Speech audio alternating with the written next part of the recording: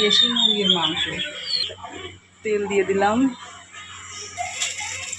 তেলটা একটু গরম হোক। উপরে দাঁড়ান বন্ধুরা, পেঁয়াজটা দিয়ে দিলাম।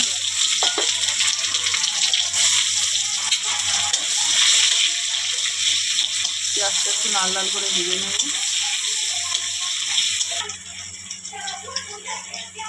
এবার আলুগুলো বন্ধুরা একসঙ্গে দিয়ে দিলাম, আলাদা করে ভাজলাম না।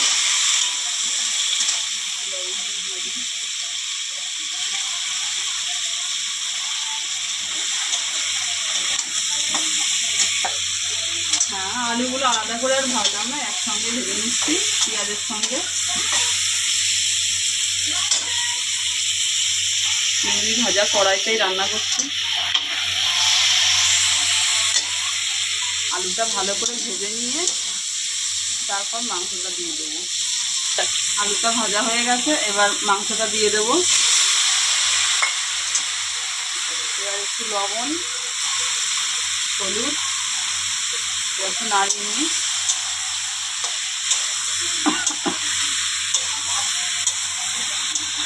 এবার মশলাটা দিয়ে দেবো। বন্ধুরা, মশলাটা কাঁচা লঙ্কা দিয়ে করা, শুকনো লঙ্কার মশলা না, এর জন্য কালারটা একটু অন্যরকম। আমি আবার এর ভিতরে একটু কাঁচা তেল দিই, তাহলে টেস্টটা একটু বেশি ভালো হয়। আর একটু হলুদ দিয়ে দিলাম, আর একটু লবণ।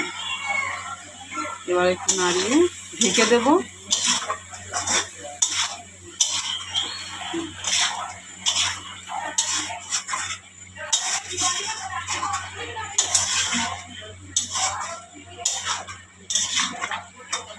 এবার কিছুক্ষণের জন্য ঢুকে দেব।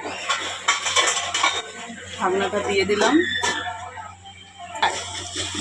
ঢাকনাটা আবার তুলে দিলাম, দেখি কোন অবস্থা। এই যে বন্ধুরা,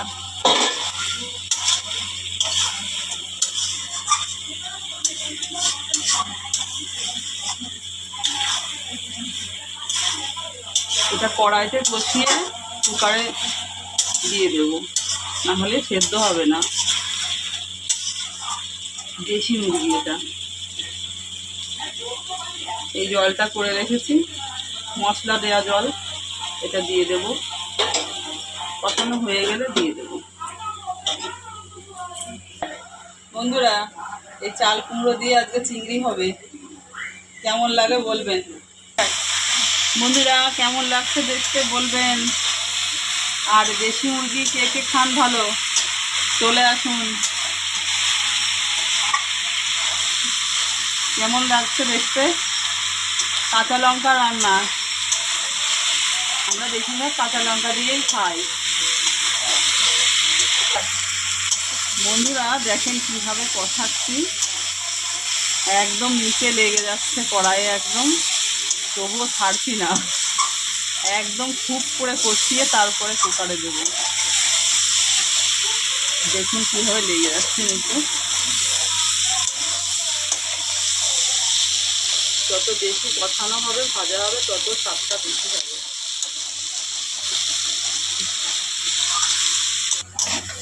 বন্ধুরা, কাশি এসে যাচ্ছে, এত কষাচ্ছি যে। দিয়ে দিচ্ছি। এটা কুকারে না দিলে নরম হবে না, মাংসটা নষ্ট হয়ে যাবে। এখন বন্ধুরা কিভাবে লেগে গেছে। এই জলটা দিয়ে দেবো।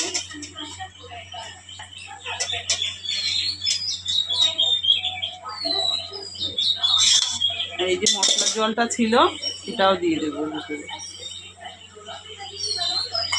এবার একটু লবণ দেবো,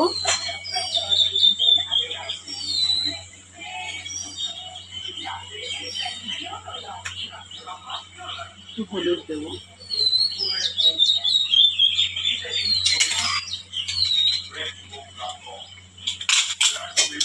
মিশিয়ে দিই।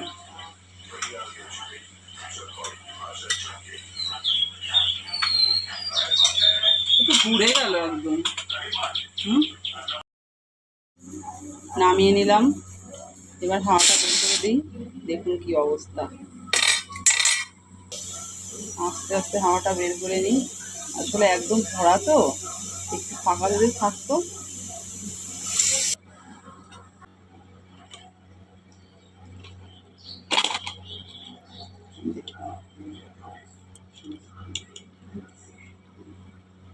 কেমন লাগছে দেখতে বলুন।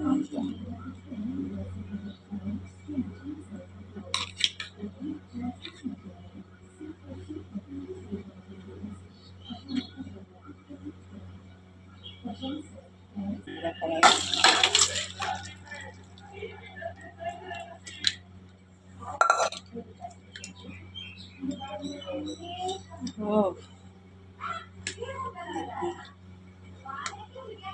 একদম মানে নরম হয়ে গেছে।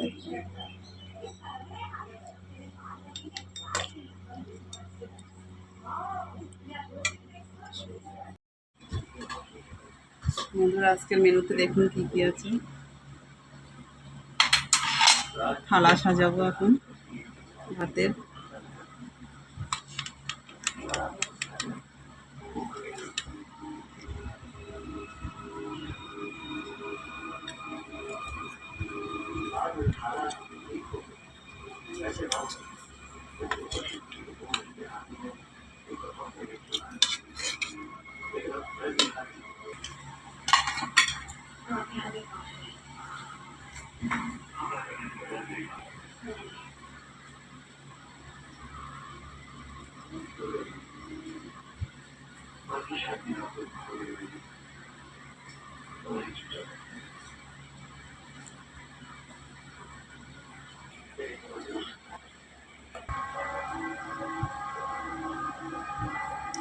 বন্ধুরা থালা সাজানোটা কেমন লাগলো অবশ্যই বলবেন, আর একটা লাইক অবশ্যই করবেন, সাবস্ক্রাইব, শেয়ার,